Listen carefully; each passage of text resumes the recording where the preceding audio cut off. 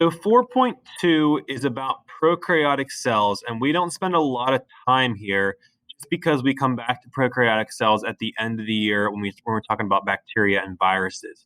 But it is important to be able to understand the differences between prokaryotic cells and eukaryotic cells.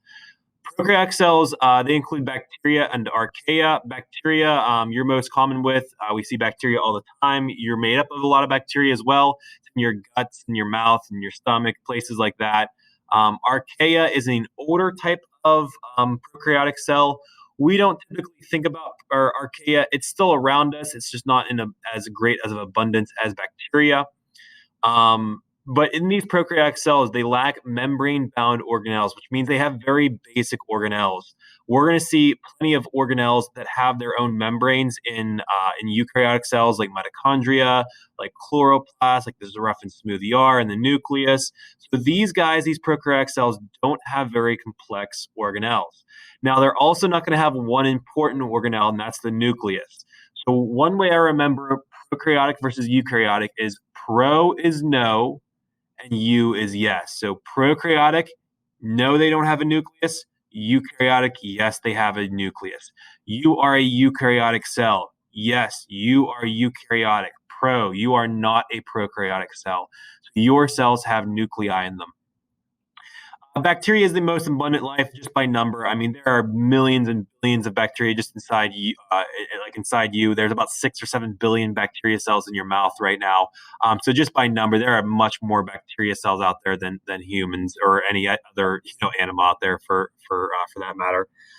They're extremely successful. Evolutionary history dates back to some of the first cells. Yeah, they're the most simple. They're the least complex. So we would imagine that these are very close to what we would imagine the first cells to be like. But what you can see here is a eukaryotic cell. I love this diagram because it really shows you how small a prokaryotic cell is compared to a eukaryotic cell. You can fit hundreds of prokaryotic cells like bacteria into a eukaryotic cell. So they are very small compared to prokaryotic cells are much smaller than eukaryotic cells. I like to also give an analogy. My cursor, you can see my little mouse clicker here. That would be a huge virus. Viruses are even smaller than this mouse clicker compared to the prokaryotic cell.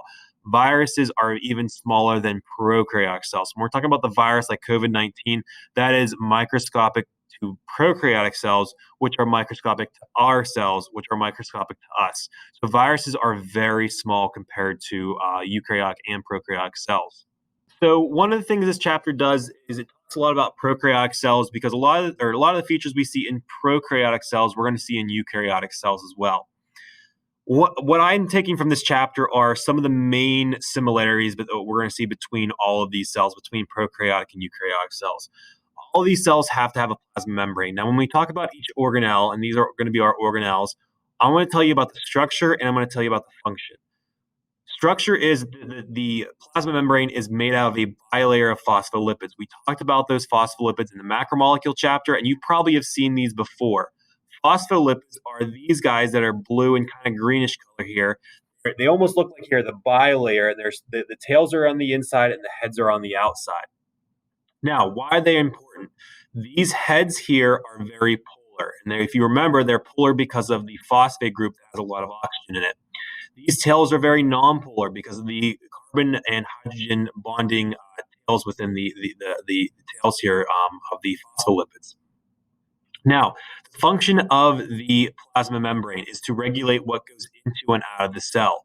This does a great job at regulating and not letting in like viruses, only allowing in certain types of molecules in at one time, or maybe even excreting and pushing out molecules. But basically, the whole structure, the whole function of the plasma membrane is to regulate what comes in and out of the cell. Our last organelle that I want to take from chapter 4.2 is cytoplasm. Now, hopefully you know what cytoplasm is. It's pretty easy. Semi-fluid solution composed of water and inorganic and organic molecules. You've heard this definition before.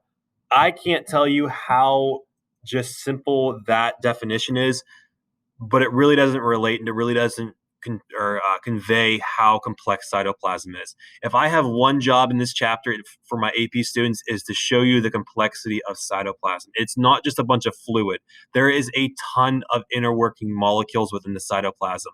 Cytoplasm gets grazed over a lot in a lot of classes just because it's just it's like the fluid of the cell.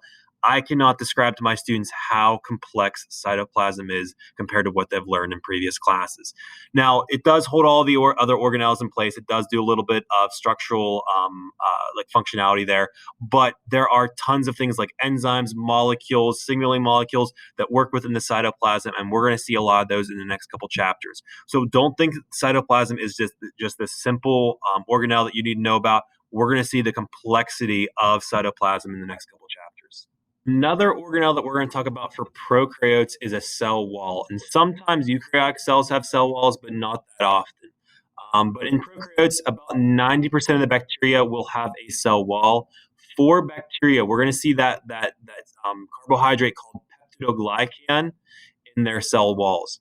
Eukaryotic cells, some eukaryotic organisms have a cell wall. Specifically, plants do.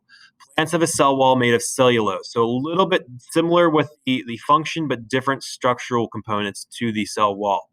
90% of bacteria have a cell wall. Now, you don't have a cell wall because, again, you are more free moving. You can move much more easier than like plants and bacteria can. A cell wall would inhibit that, and we wouldn't be able to move as much as we can. So animals don't have cell walls.